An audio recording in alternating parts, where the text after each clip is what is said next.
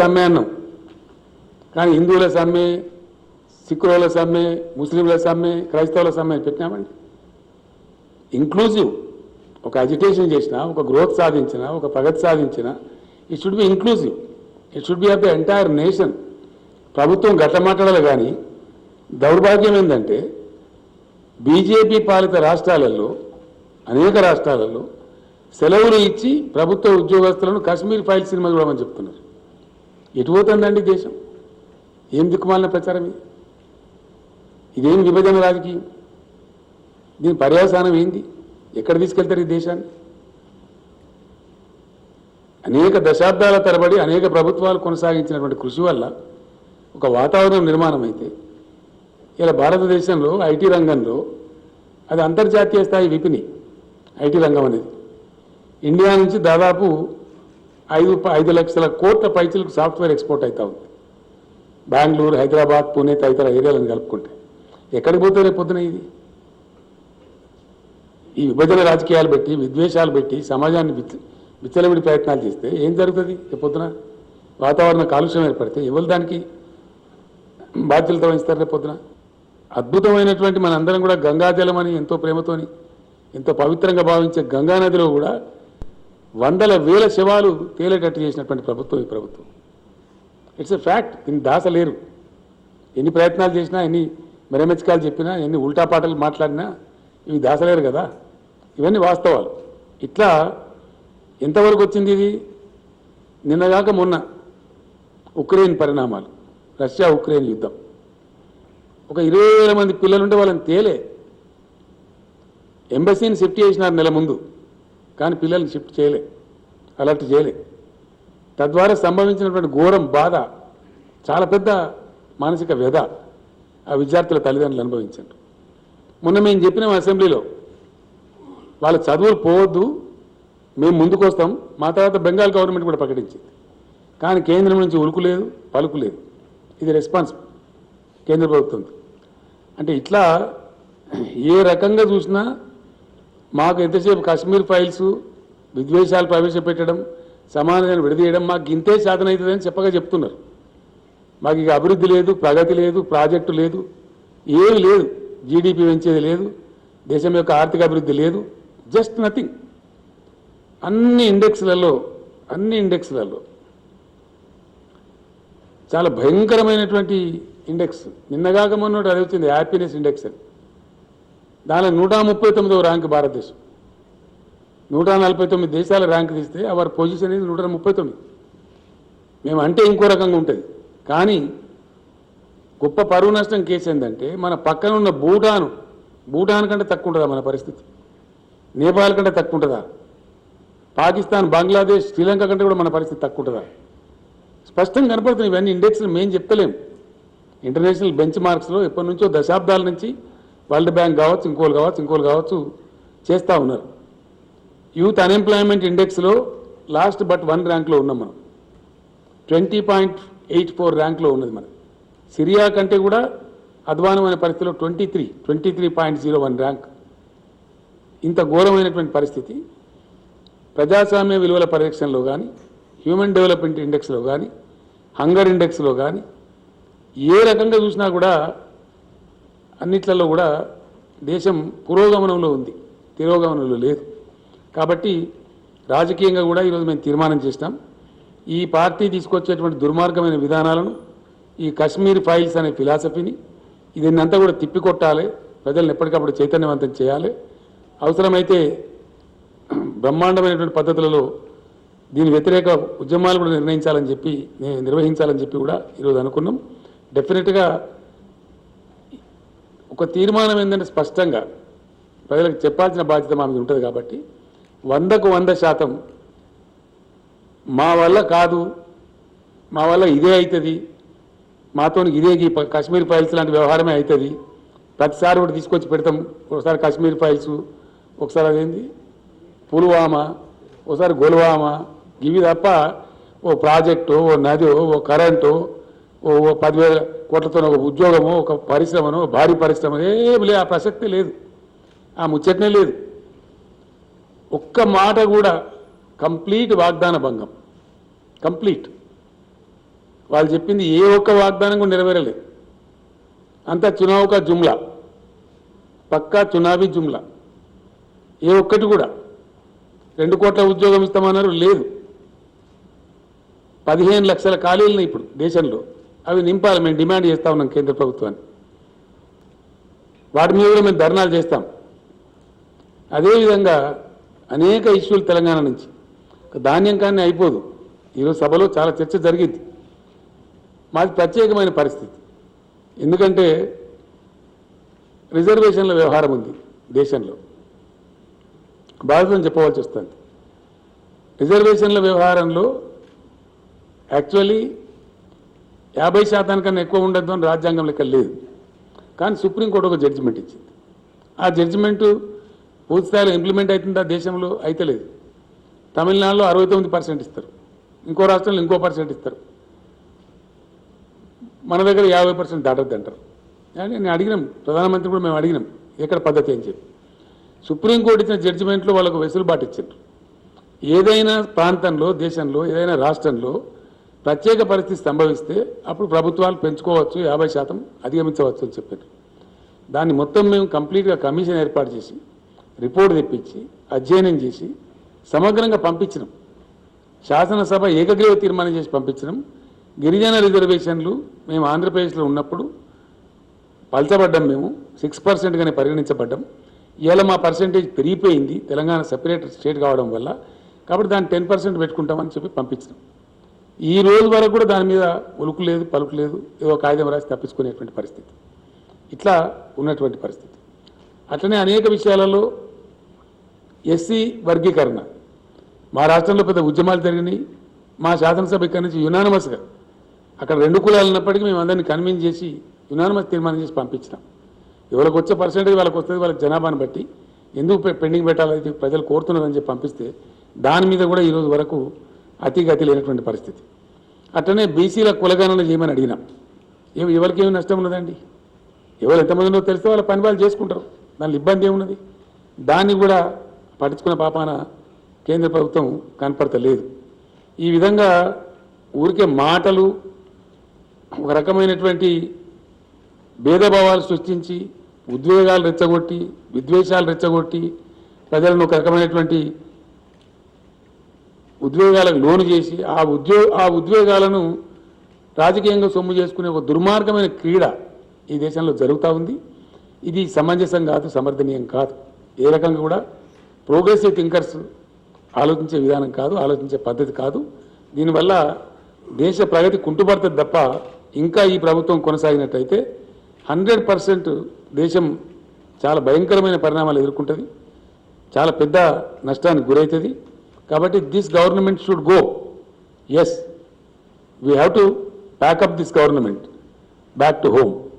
ఒక ప్రగతిశీల విధానంలో పనిచేసే ప్రభుత్వం రావాల్సిన అక్కర ఉంటుంది. అందుకోసం కూడా తప్పకుండా మేము మా ప్రయత్నాలు మేము చేయాలని చెప్పి కూడా ఈరోజు నిర్ణయం చేసుకున్నాం.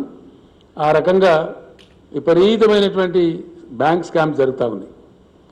బ్యాంకుల రుణాలను కూడా ఎన్పిఏలు అని పేరు పెట్టడం కొత్త ఫ్యాషన్ మొదలైంది ప్రీ గవర్నమెంట్ వచ్చినాకని.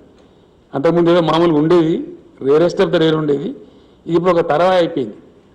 రైట్ ఆఫ్ చేసిన మొత్తం 11 లక్షల కోట్లు. రైతులు ధాన్యం కొనమంటే 10-15 వేల కోట్ల విలువైనటువంటి ధాన్యం కొనమంటేనేమో దానికి కాలుకు పెడితే మెడకు పెడితే కాలికి అదేదో ఎక్సెస్ అయిపోతుంది అని మాట్లాడతారు. రైతుల ధాన్యం కొనమంటే చెమట పడిపి, కష్టపడి, పెట్టుబడి పెట్టి, రిస్క్ తీసుకొని, ఎన్నో ఆటుపోట్లు తట్టుకొని, సీజనల్ కండిషన్స్ తట్టుకొని రైతులు పండిస్తే ఆ పంట కొనమంటే 10-15 వేల కోట్లు. మొన్న ఒక్కడే దుర్మార్గుడు 22 వేల కోట్లు వచ్చారు. లక్షల కోట్లు ముస్తారు, 11 లక్షల కోట్లు రైట్ ఆఫ్ చేస్తారు. కానీ రైతుల ధాన్యం కొనరు. అందువల్ల కూడా ఈ ప్రభుత్వం అసమర్థ ప్రభుత్వం అని తేలుతా ఉంది. ఇన్ ఎనీ యాంగిల్ విసి ఏ రకంగా పర్సూ చేసినా ప్రభుత్వం యొక్క పర్ఫార్మెన్సు సంతృప్తికరంగా లేదు. ఇదే పద్ధతిలో ఒకవేళ దేశం ముందుకు పోతే మరింత దేశం నష్టాల పాలవుతుంది. కాబట్టి డెఫినెట్గా దిస్ గవర్నమెంట్ షుడ్ గో. ఆ దిశ ఆల్రెడీ పట్టింది. ఆ రకంగా పరిస్థితులు ఉన్నాయి. కాబట్టి దానిలో ప్రజలకు కూడా పిలిపియడం రాజకీయ పార్టీగా మా బాధ్యత. ఆ విధంగా ఈ డివైజివ్ పాలిటిక్స్కు చరమగీతం పాడాల్సిన అవసరం ఉంది. మేము మళ్ళా ఒకసారి సిన్సియర్గా డిమాండ్ చేస్తూ ఉన్నాం ప్రధానమంత్రి గారికి. చేతులెత్తి నమస్కరించి తెలంగాణ ప్రజల పక్షాన వినయపూర్వకంగా నేను విజ్ఞప్తి చేస్తా ఉన్నా. దయచేసి మీరు తెలంగాణ కదిలించకండి, తెలంగాణ ప్రజలతో పెట్టుకోకండి. మేము ఉద్యమ వీరులం, ఉద్యమం చేస్తాం, మేము తప్పకుండా మిమ్మల్ని వదిలిపెడతామని అనుకోకండి. మీరు ఏదో మాయా మచ్చింద్ర చేస్తామనే భ్రమలో ఉండకండి, మీరే భంగపడతారు. కాబట్టి స్ట్రేట్ అవే పంజాబ్కు అవలంబించిన నీతే మాకు అవలంబించండి. మేము కోరేది గొంతెమ్మ కోరిక కాదు. మా రైతుల పక్షాన మేము ఒకటే అడుగుతున్నాం, పండిన ధాన్యం తీసుకొని మీరు నిర్ణయించిన ఎంఎస్పీ డబ్బులు ఇవ్వండి. దాన్ని రైస్ చేసుకుంటారో, బాయిల్డ్ రైస్ చేసుకుంటారో, భాగవతం చేసుకుంటారో, ఇంకేం చేసుకుంటారో మీరు చేసుకోండి, మీ చాయిస్. మేమేది మిల్లింగ్ చేసి చేయాలి నాకు అర్థం, మీరే మిల్లింగ్ చేసుకోండి. As state government, Punjab government లాగా మేము కూడా సహకరిస్తాం. మీకు మాకు ఏ పని పేరుతో ఆ పని చేస్తాం, ఆ ప్రాసెస్ మీకు పూర్తి స్థాయిలో సహకరిస్తాం. కానీ దానికి ఏదో మేము అదైతే కొంటా అన్నాం, ఇదైతే కొన అన్నాం, పంజాబ్లో ఏది కొన్నావు మాది అదే కొనమంటున్నాం. మేమేమంటున్నాం, పంజాబ్లో ధాన్యం తీసుకున్నావు, డబ్బులు ఇచ్చినావు, మాది కూడా ధాన్యం తీసుకో, డబ్బులు ఇచ్చి. సెకండ్ మీకు ఎంఎస్పీ నిర్ణయించింది బియ్యానికి కాదు కదా, ధాన్యానికి కదా. ఎంఎస్పీకే తీసుకొని మాకు డబ్బులు ఇచ్చేయండి అంతే. మీ తర్వాత ఏం చేసుకుంటారో ప్రాసెస్ మీది అది. అయినా వన్స్ అగైన్ ఐఎమ్ రీట్రేటింగ్, దయచేసి నేను చాలా క్లారిటీతో చెప్తా ఉన్నా ఈ మాట. దేశ ఆహార భద్రత విషయంలో ఫుడ్ సెక్యూరిటీ యాక్ట్ కింద రాజ్యాంగబద్ధమైనటువంటి విధిని కేంద్ర ప్రభుత్వం మీద పెట్టింది మన రాజ్యాంగం. అది రాజ్యాంగ విహితమైనటువంటి మీ యొక్క ధర్మ కర్తవ్యం, మీ యొక్క విధి. ఆ విధి నుంచి మీరు ఎస్కేప్ కావద్దు. ఆ ప్రాసెస్లో ఒక సమయంలో ఎక్కువ రావచ్చు కొద్ది దాన్ని, ఇంకో సమయంలో అకాలం వస్తే ఏం చేస్తారండి? ఇప్పుడు కరోనా లాంటి జబ్బు వస్తాయని వాళ్ళు అనుకున్నామా? గ్లోబ్ అంతా కూడా ఏ జబ్బు రాలే. First time in the world corona లాంటి మహమ్మారి మొత్తం ప్రపంచాన్ని అతలాకుతలం చేసింది. రేపు పొద్దున కరువో కాటకమో వస్తే భారతదేశానికి ఒక వారం రోజులు అన్నం పెట్టే దేశం ఇంకో దేశానికి ఉందా శక్తి? ఒక వారం రోజులు అన్నం పెట్టే కెపాసిటీ ఉందా? పేరుకున్నాయి దేశాలు, వాళ్ళు లక్షల జనాభా, 10 కోట్ల లోపున దేశాలే దాదాపు 170-180 దేశాలని వితిన్ 10 crores. 1 crore ఉన్న దేశాలు చాలా ఉన్నాయి, లక్షల్లో ఉన్న దేశాలు చాలా ఉన్నాయి. ఏ దేశానికి కూడా ఇండియాకు ఒక వారం అన్నం పెట్టే పరిస్థితి లేదు. కాబట్టి బఫర్ స్టాక్స్ మెయింటైన్ చేయడం అనేది మీ కర్తవ్యము, మీ బాధ్యత. అది చాలా పవిత్రమైన బాధ్యత. రేపు పొద్దున పెద్ద క్రైసిస్లోకి దేశం పోతుంది. ఎక్కువ వస్తుంది కాబట్టి మేమేం చేయాలనే మాటలు కేంద్రం మాట్లాడకూడదు. మీ దగ్గర ఎఫ్సిఐ ఉంది, మీ దగ్గర గోడౌన్స్ ఉన్నాయి, మీకు మెకానిజం ఉంది, నిర్ణయాలు తీసుకునే అధికారం ఉంది. కాబట్టి మీరు ఎట్టి పరిస్థితులలో రైతులు పండించే ధాన్యం తీసుకోవాలి, కొద్దిగా ఎక్సెస్ అయినప్పుడు దాన్ని ప్రాసెస్ చేయాలి, అందులో చిన్న నష్టం వస్తే భరించాలి. అది మీ బాధ్యత. మీరు పాకిస్తాన్ రైతుల కోసమో అమెరికా రైతుల కోసమో కాదుగా మేము అడిగేది, భారత రైతుల కోసమే అడుగుతున్నాం, భారతదేశంలో ఉన్న రైతాంగం కోసమే అడుగుతున్నాం. దాని మీద పాలసీ చేంజ్ చేయాలో, ఎస్ ఓకే మీరు పెట్టండి, అన్ని రాష్ట్రాల ముఖ్యమంత్రులను పిలవండి, అగ్రికల్చర్ మినిస్టర్లను పిలవండి, క్లారియాను కాలేయండి, దేశాన్ని పంటల కాలనీల కింద విభజించండి, గైడెన్స్ చేయండి. దాన్ని మేము కూడా ఫాలో చేస్తాం అందరితో పాటు. కానీ అది ఏం లేకుండా ఆఫీసార్గా మేము ఒక దగ్గర తీసుకుంటాం, ఇంకో దగ్గర తీసుకుంటాం అంటే మీ ఇష్టం వచ్చినట్టు చేయడానికి లేదు. ఇది ప్రజాస్వామ్యం, ప్రజలకు హక్కులు ఉంటాయి, అడిగే హక్కులు ఉంటాయి, పోరాడే హక్కులు ఉంటాయి.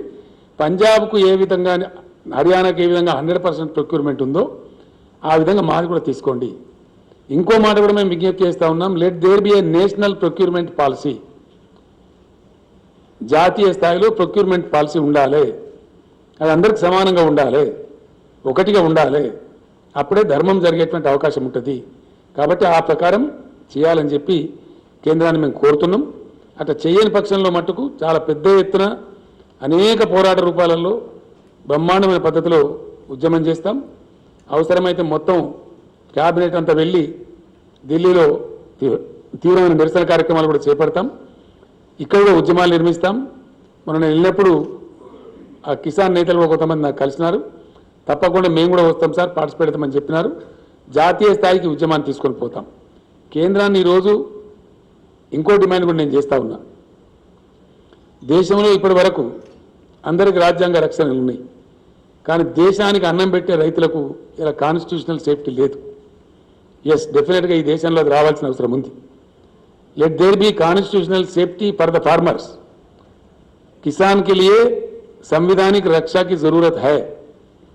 किसानों का हकों को संविधान में शामिल किया जाए. हमारे पार्टी की तरफ से हम डिमांड कर रहे हैं, किसानों को बचाने के लिए, किसानों का गौरव बढ़ाने के लिए किसानों को आत्मनिर्भर बनाने के लिए किसानों को संविधान रक्षा चाहिए, ये हमारा डिमांड है केंद्र सरकार के साथ। ये कोई उल्टा सुल्टा डिमांड नहीं है। इसीलिए हम कह रहे हैं कि किसानों को संविधानिक रक्षा दो, एमएसपी के लिए हो, प्रोक्योरमेंट के लिए हो, पैदावारी के लिए हो, किसी भी चीज के लिए हो, let there be a constitutional coverage, constitutional safety to the farmers. I appeal to the Honorable Prime Minister. I appeal to the Food Minister. If you are farmer loving government, now prove your integrity. Come forward. Take the farmers into the constitutional net. Constitutional protection ఇవ్వండి. ఆ రకంగా రాజ్యాంగ సవరణ చేయండి. మీకు చిత్తశుద్ధి ఉంటే ఇదే పార్లమెంట్లో పెట్టండి కాన్స్టిట్యూషనల్ అమెండ్మెంట్కు. మా పార్టీ సపోర్ట్ చేస్తాం, దేశమంతా కూడా సపోర్ట్ చేస్తారు, హర్షిస్తారు. ఆ రకంగా చేయాలని కూడా మేము కోరుతా ఉన్నాం. Thank you. అది ఏ పర్సెంట్ మాకు సంబంధం లేదు. ధాన్యం తీసుకో, నీకు ఎట్లా మంచిదే అట్లా చేసుకో, మాకెందుకు ఆ బాధ. మాకు నేను ఏమంటున్నా అంటే ఒకటే మా సింపుల్ ముచ్చట, పంజాబ్లో వడ్లు కొన్నావు, మావి కూడా వడ్లు కొని డబ్బులు ఇక అంతే. ఆ బియ్యం కథ దయ్యం కథ మాకెందుకండి, మాకెందుకండి? Why do I bother for that? As you have done in Punjab, do it in Telangana, that's all.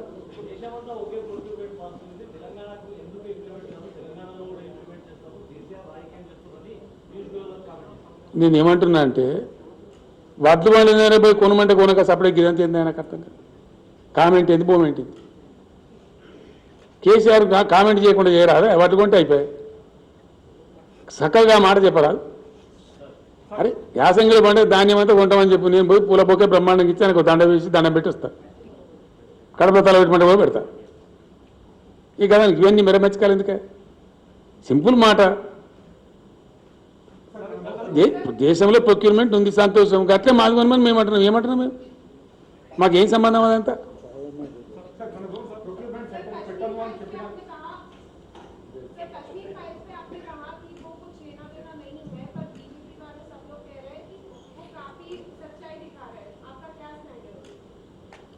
मैं समझा नहीं आपका क्वेश्चन को.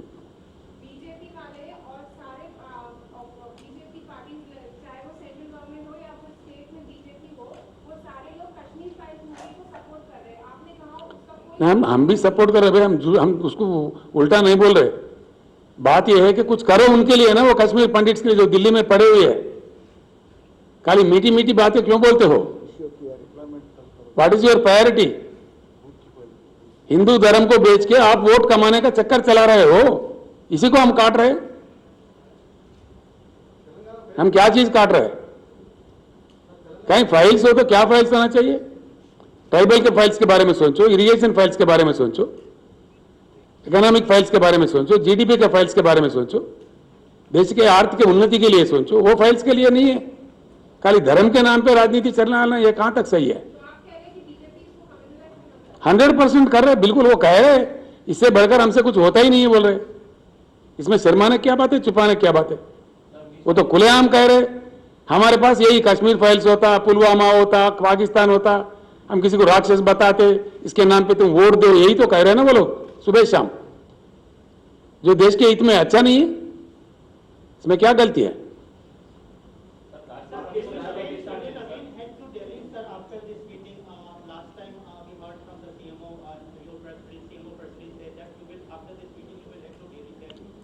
First of all, our minister's delegation, along with the Agriculture Minister and Civil Supplies Minister, along with our honorable members, will go and meet Mr. Piyush Goyal.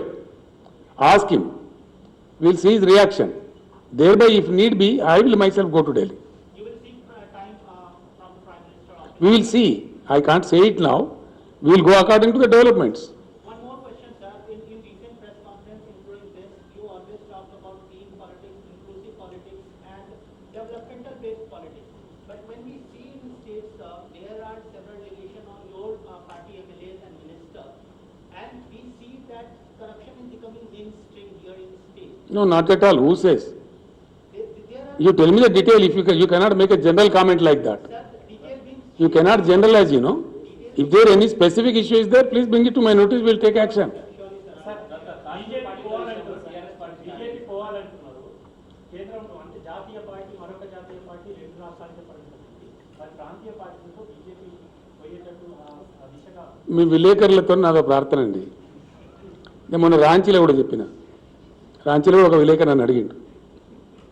నేను అక్కడికి వెళ్ళి మాట్లాడిన తర్వాత విలేకరుల సమావేశం ఇట్లా జరుగుతుంటే అడిగిండ్రు. నేను ఏం చెప్తున్నా అంటే 100కు 100%. If you are interested you please read yesterday's Deccan Chronicle అని పేరేందన్నా పవన్ వర్మ అని ఒక ఆయన ఒక ఆర్టికల్ రాసిండు. It is definitely sure that there is a void in national politics. There is a vacuum, easily understandable word is vacuum at the national level. There is no doubt about it. దాని సందేహం ఏం లేదు, దానికి సిగ్గుపడేది ఏం లేదు. ఆ void ఏ విధంగా భర్తీ కావాలా అనేది ఒక ప్రయత్నం. బీజేపీ వ్యతిరేక ఫ్రంటా ఇది అని నన్ను రాంచీల విలేకరు అడిగి నేను కోపం చేసిన ఆయన మీద. ఇది బీజేపీ వ్యతిరేక ఫ్రంటా, ఎల్ఏ వ్యతిరేక ఫ్రంటా, మలే వ్యతిరేక ఫ్రంటా కాదు. సారీ, భారత ప్రజల అనుకూల ఫ్రంట్, భారత ప్రజల మేలు కోరేటువంటి రాజకీయ ప్రక్రియ, రాజకీయ వ్యవస్థ రావాలని మేము కోరుతున్నాం. అది ఏ రూపంలో వస్తుంది అనేది మీరు వేచి చూడాలి. కొద్దిగా మీరు కొద్దిగా అర్జెంటుగా ఆయనతో రాసి ఆయనతో భంగపడకుండా డెఫినెట్లీ వస్తుంది. I'm telling, as KCR I'm telling, with all the tallest experience I have, with 50 years of my political experience, I am telling, some very good alternative to all this will come. You will see it. Yes. అరే ఆగా గంట ఆగమెందుకు అవుతుంది? నేను చెప్పేది చెప్తున్నా, నువ్వు అరిచి పెడుతున్నావు ఎందుకు? అంత తొందరగా పడుతుంది. అద్భుతమైనటువంటి పద్ధతిలో కొత్త జాతీయ పార్టీ రావచ్చు కదా, రాకూడదా? ఏమైనా టేకదారులు ఉన్నారా? There is a scope. So what comes let us see. ఇప్పుడు ఏం please hear me. Now the process has begun. What is happening in India? There were hopes about the UPA government. They failed in delivering. Thereby the people got upset and replaced UPA by BJP, hoping that Mr. Modi will deliver. Mr. Modi has utterly failed, and it is clear by now that we cannot deliver more than this. They made it. It is very clear before the nation. People may not tell, but I am telling. I am dare enough to say, because it is a fact. Fact always remains a fact. Fact can never be undermined. మేము ఇంతకన్నా ఇంకా మీకు delivery చేయలేము అని ఇప్పుడున్న ప్రభుత్వం తేటతెల్లంగా చెప్పింది మనకు. లాస్ట్ మీటింగ్లో నేను చెప్పిన, కొందరు గ్రహించవచ్చు, కొందరు గ్రహించకపోవచ్చు. 8 బడ్జెట్లు ప్రవేశపెట్టబడ్డాయి. ఏం జరగలేదు ఈ దేశంలో. ఏం జరిగిందంటే జరిగితే మనకు తెలియదా? మనం రామా, ప్రజలలో లేమా మనం? ఓ కరెంట్ రంగమా, నీటిపారుదల రంగమా, ఏ రంగంలో జరిగిందండి? ఆర్థిక అభివృద్ధి జరిగిందా? ఏ రంగం అభివృద్ధి జరిగిందండి? అన్ని కిందికి పోతున్నాయి, నివేదికలు చెప్తున్నాయి. ప్రజాస్వామ్య విలువలు ముఖ్యమైపోతున్నాయి, శాంతి భద్రతలు తగ్గిపోతున్నాయి, ఆకలి చావులు పెరుగుతున్నాయి, నిరుద్యోగం పెరుగుతుంది, 15 లక్షల ఖాళీలున్నాయి గవర్నమెంట్లో, అది భర్తీ చేస్తలేదు. ఇవన్నీ ఫ్యాక్ట్స్ కదా. మేము డెలివరీ చేయగలేదు గింతే అని ప్రభుత్వం చెప్పింది. కాబట్టి మార్పు రావాల్సిన అవసరం ఉంది. దీనిలో ఏమి అరమరికలు ఇవ్వండి. It's very clear and it's democracy. అది మాట్లాడుతున్న తప్ప అన్నట్టు అట్లా మాట్లాడకూడదు అన్నట్టు మాట్లాడితే ఎట్లా? తప్పకుండా ఈ దేశంలో పరివర్తన రావాల్సిన అవసరం ఉంది, భారీ పరివర్తన రావాల్సిన అవసరం ఉంది, స్ట్రక్చరల్ చేంజెస్ రావాల్సిన అవసరం ఉంది. ఎస్, డెఫినెట్గా చాలా స్ట్రక్చరల్ చేంజెస్ రావాలా. 75 సంవత్సరాలలో కూడా చాలా అనామలీస్ ఉన్నాయి, చాలా అనామలీస్ పెండింగ్లో ఉన్నాయి, చాలా విషయాలు ఉన్నాయి. అవన్నీ చర్చకు పెడితే వస్తాయి అవన్నీ. కాబట్టి ఇప్పుడు దేశం అర్థం చేసుకున్నది. UPA has miserably failed. It was replaced by BJP, and BJP has more miserably failed. UPA కన్నా అధ్వానంగా ఫెయిల్ అయిపోయింది. ఫెయిల్ కావడమే కాకుండా వీళ్ళు విద్వేష రాజకీయాలు తెస్తున్నారు. యూపీఐలో అది లేకుండా అట్లీస్ట్ వీళ్ళు ఒక ద్వేషం, విద్వేషం రోజు పొద్దున్న లేస్తే అది ఎన్నిక వస్తుందంటే ఒక కథ, ఒక ఉద్వేగ పరిస్థితి క్రియేట్ చేయాలి, దాన్ని ఎన్కాష్మెంట్ చేసుకోవాలి. ఏం ఉపన్యాసాలు వింటున్నామండి ఈ దేశంలో? ఎన్నికల్లో మాట్లాడే ఉపన్యాసాలేనా? ఒక చెన్నారెడ్డి గారు మసీదు పక్కన నిలబడి పంచిండని చెప్పి చేసి మాట్లాడిందని చెప్పి 6 ఏళ్ళు బార్ చేసింది, ఆయన డిబార్ చేశారు, ఆయన సభ్యత్వం తీసేశారు మన రాష్ట్రంలో. ఈరోజు నిన్నగాక మన ఉత్తరప్రదేశ్లో ఏందండి, ఏమేం జరిగింది? మాకు ఓటు అయిపోతే నేను ఫలానా మతం అని పేరు పెడతాం, ఈ భాష ఉపన్యాసాలు చెప్తున్నారు. ఇది వాంఛనీయమా ఈ దేశంలో? ఈ పద్ధతేనా? ఫ్రీ విల్ ఉందా కంట్రీలో? ఉంటుందా? ఇదే పద్ధతి కొనసాగచ్చునా? It's not correct, not at all correct. చాలా దుర్మార్గపూరితమైనటువంటి ప్రచారాలు జరుగుతున్నాయి. అది ఎంతవరకు మంచిదండి? దేశాన్ని ఎక్కడ తీసుకుపోతుంది? ఎవరు మేలు కోరుతుంది నాకు అర్థం కాదు. ఎవరు మంచి జరుగుతుంది? మీ విలేకరులు మాత్రం వాంఛిస్తుండ్రా ఈ పరిస్థితిలో ఉండాలని? హైదరాబాద్ ప్రశాంతంగా ఉండన్నా విద్వేషాలు రావన్నా? హైదరాబాద్లో పిల్లలకు ఉద్యోగ అవకాశాలు పెరగన్నా ఉన్న ఉద్యోగాలు ఊడిపోవన్నా? హైదరాబాద్ పెట్టుబడులు వచ్చేది బంద్ కావన్నా పెట్టుబడులు పడతా పెరగన్నా? Come on decide. That is what we are demanding. China నుంచి అనేక పరిశ్రమలు పోతున్నాయి. ఎందుకు వస్తలేవండి భారతదేశం? ఎందుకు ఆకర్షించలేకపోతున్నాం? What is the reason? లక్షల కోట్ల పెట్టుబడులు తల్లిపోతా ఉన్నాయి చైనా నుంచి. Why India not able to attract? Who will answer this? ఇట్లా 1,00,000 ఉన్నాయి. నేనేమంటున్నా అంటే విలేకరు సోదరులతో ఒకటే మాట, డెఫినెట్లీ నేను మీకు చెప్పిన చాలా స్పష్టంగా ఇప్పుడు కూడా చెప్తున్నా, మాకు నీతి నిజాయితీ ఉందండి, ధైర్యం ఉంది, ఏం చెప్పినా స్పష్టంగా చెప్తాం, అరమరికలు ఉండయి, అట్లాంటి అవసరం లేదు. 100కు 100% నేను కీలక భూమిక పోషిస్తా అని చెప్పిన.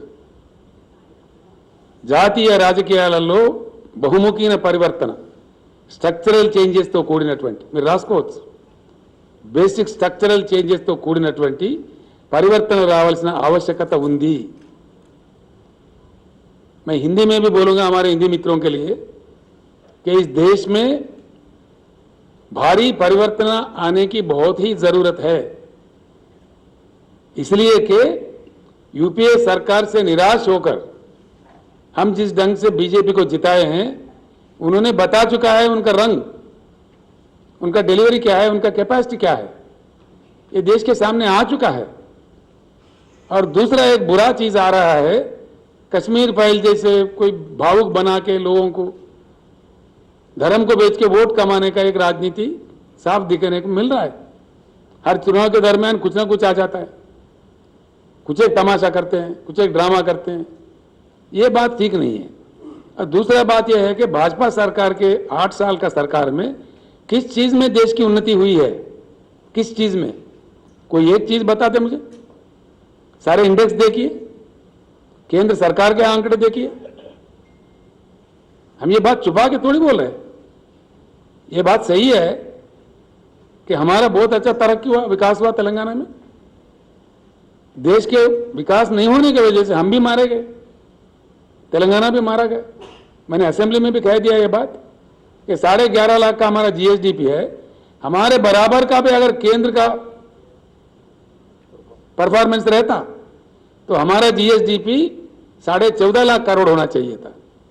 3 लाख करोड़ का नष्ट हुआ केंद्र के नाकामी से, केंद्र के नॉन परफॉर्मेंस से. Yes, I am telling this as a chief minister, as an authority. It's a fact. దేశం నష్టపోతా ఉంది, మేము నష్టపోయినాం. కాబట్టి మార్పు రావాలి, పరివర్తన జరగాలి, తప్పకుండా ప్రయత్నం జరగాలని కోరుతా ఉన్నాం. ఆ ప్రయత్నం ఏంది? ఆ ప్రయత్నంలో కేసీఆర్ అద్భుతమైన పాత్ర పోషిస్తాడు, అందులో ఎవరికి అనుమానమే అవసరం లేదు. కొంతమంది పాపం వాళ్ళోళ్ళు వీళ్ళోళ్ళు నియాల కొన్ని ఏంటి అవి సోషల్ మీడియా యూట్యూబ్ ఛానల్ ఈ మధ్య వాళ్ళోళ్ళు వీళ్ళోళ్ళు మీ మీద ఇన్కమ్ ట్యాక్స్ దాడులు చేస్తారు, ఈడీ దాడులు చేస్తారు, ఈడీ కాకపోతే బోడీ దాడులు చేస్తారు. ఎవరంటే నాకు అర్థం కాదు. ఎవరు భయపడతారా?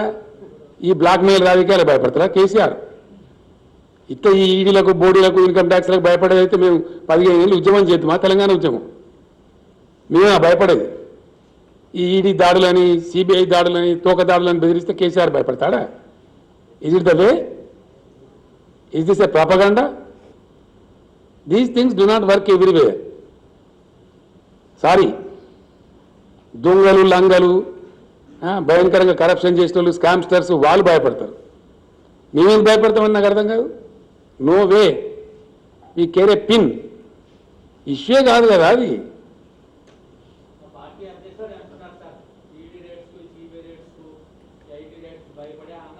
నేను ఏమంటున్నా అంటే హంగామా చేస్తారా? హంగామా చేస్తారా? హంగామా చేస్తారా? ఎవరన్నా నిజంగా ఈడీ రేట్స్కి భయపడేటోళ్ళు భయపడతారు. ఈ పిట్ట బెదిరింపులకు, ఈ ఈడీ బీడీ బెదిరింపులకు, నీ బోడి బెదిరింపులకు ఎవరు ఈడ భయపడాడు. The most welcome com.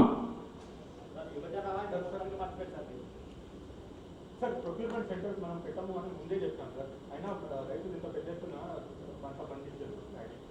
అందుకే కొనమంటున్నావు రాహుల్. మేమే రైతులను పంట తగ్గించే కోసం చెప్తాం కదా, పంట తగ్గించినాం కదా 20 లక్షల ఎకరాలు. ఏవో డిస్కరేజ్డ్ 20 lakh acres తగ్గింది. ఈ మాత్రం వచ్చింది కాబట్టి కొనమంటున్నాం. ఏమన్నా దాంట్లో పెద్ద బ్రహ్మ పదార్థం.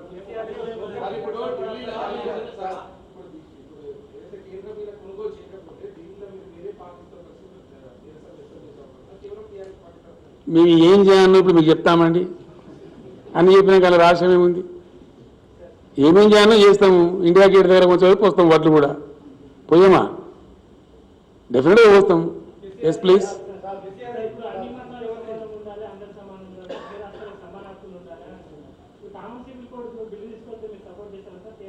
అది వచ్చినప్పుడు ఆలోచిస్తాం. ఇప్పుడు ఎందుకు లేనిది నువ్వు ఒకటి కాల్పనిక విషయాలు ఎందుకండి? వచ్చినప్పుడు మాట్లాడదాం.